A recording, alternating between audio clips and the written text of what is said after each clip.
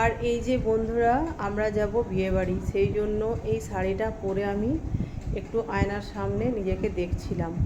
মানে এই শাড়িটা কেনা হয়েছিল কিন্তু একবার পরা হয়নি। আর আয়নাতে পরে দেখছিলাম কেমন লাগছে, মানে এটা সেখানে বিয়েতে পরবো নাকি সেটা দেখার জন্য এই যে আয়নার সামনে দাঁড়িয়ে আছি।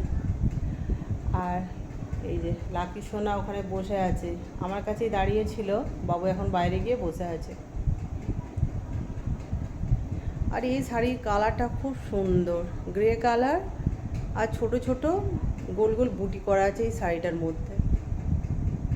আর সেই জন্য পিঙ্ক কালারের বুটিগুলো যেহেতু করা আছে, সেই জন্য একটা পিঙ্ক কালারের ব্লাউজ দিয়ে পরেছি। আর কাপড় কোথাও যাওয়া হয় না, সেই রকম কাপড় সব পরেই থাকে।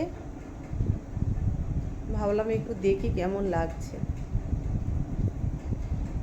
তো দেখা হচ্ছে পরের ভিডিওতে। আজকের মতো টাটা, সকলে ভালো থাকবেন, সুস্থ থাকবেন, টাটা।